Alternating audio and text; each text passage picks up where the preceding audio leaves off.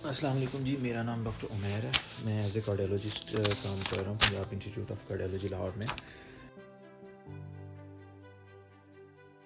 اور آج جو میں ٹاپک ڈسکس کرنے لگا ہوں وہ ہے ہائپر ٹینشن، یعنی کہ بلڈ پریشر کا زیادہ ہو جانا. اور سب سے امپورٹنٹ چیز یہ ہے کہ اگر آپ کو یہ بیماری ہے تو آپ کو پتہ ہونا چاہیے کہ آپ نے کون سے ڈاکٹر کو جا کے چیک کروانا ہے. بیسیکلی یوزلی لوگ 3 ڈاکٹرز ایسے ہیں جن کے پاس جاتے ہیں بلڈ پریشر کو مینیج کروانے کے لیے. ایک ان میں کارڈیولوجسٹ ہے، ایک جس کو ہم جنرل فزیشین کہتے ہیں، انٹرنل میڈیسن اسپیشلسٹ کہتے ہیں، اور تیسرا نیفرولوجسٹ. یوزلی لوگ ان تینوں کے پاس جاتے ہیں، باقی لوگ بھی دیکھ لیتے ہیں، بٹ یوزلی لوگوں کا رجحان زیادہ یہ ہوتا ہے کہ ان تینوں میں سے کسی کو دکھا لیا جائے. لیکن میری پریفرنس یہ ہے کہ آپ کو کارڈیولوجسٹ کو دکھانا چاہیے، بیکاز کارڈیولوجسٹ جو ہے وہ آپ کے بلڈ پریشر کو مینیج کرنے کے ساتھ ساتھ آپ کے جو بلڈ پریشر کی وجہ سے دل کے اوپر اثرات آ رہے ہوتے ہیں ان کو بھی بڑا اچھا مینیج کر رہے ہوتے ہیں. کیونکہ کنٹینیوس ہائی بلڈ پریشر کی وجہ سے دل کے اوپر مضر اثرات آ جاتے ہیں جو کہ آگے دل کے اٹیک کا بھی باعث بنتے ہیں، دل کی نالیوں کے اندر تنگی کا بھی باعث بنتے ہیں. اور جو کارڈیولوجسٹ ہے وہ ان کی پرائمری پریونشن بھی کرتا ہے. اگر آپ کو بلڈ پریشر ہے اور اس کو اچھے طریقے سے مینیج کر لیتا ہے، جو بیماری ہے، جو دل کے اوپر اثرات آنے ہوتے ہیں ان کو روک سکتا ہے. اور سیکنڈلی اگر کوئی ایسی بیماری آ بھی چکی ہے، اس کو دیکھ بھی لیتا ہے وہ کہ بلڈ پریشر زیادہ ہونے کی وجہ سے آپ کے ہارٹ کے اوپر کوئی ایفیکٹ آیا ہوا ہے، کوئی مضر اثرات آ چکے ہوئے ہیں، تو وہ ان کو بھی مینیج کر لیتا ہے.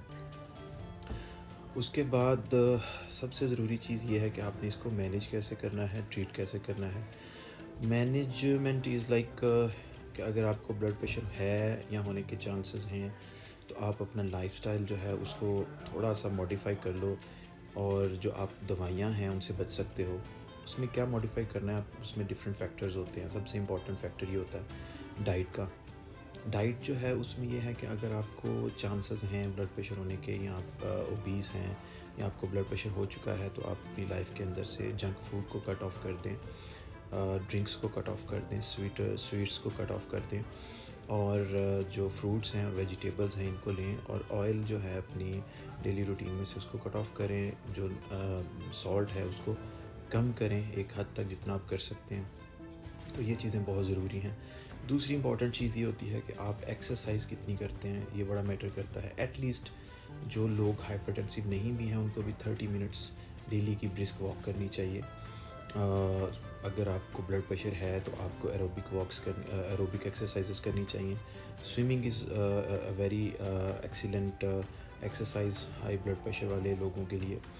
اینڈ اس کے بعد اگر یہ سارے جو ہے وہ میتھڈ اپلائی کرنے کے بعد، ڈائٹ اور ایکسرسائز اور لائف موڈیفکیشنز کے بعد بھی اگر آپ کا بلڈ پریشر کنٹرول نہیں ہوتا تو پھر ہم میڈیکیشنز کی طرف جاتے ہیں. میڈیکیشنز میں بھی اب تو بہت جدت آ چکی ہے. آپ کو بہت ساری میڈیسنز لینی نہیں پڑتی.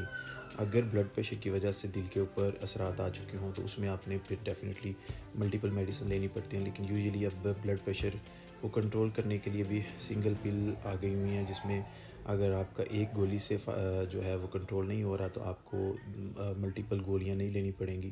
وہ ایک گولی کے اندر ہی کمبینیشنز آ گئے ہوئے ہیں. تو سب سے امپورٹنٹ یہ ہے کہ اگر آپ کو بلڈ پریشر ہے یا ہونے کے چانسز ہیں یا اس کی وجہ سے دل کے اوپر اثرات آ گئے ہوئے ہیں، تو you have to visit the cardiologist. You have to go for immediate check up so that آپ کی جو بلڈ پریشر ہے اس کو کنٹرول کیا جا سکے، اور ساتھ ہی جو اس کے اثرات ہوتے ہیں ان سے آپ کو بچایا جا سکے. Thank you.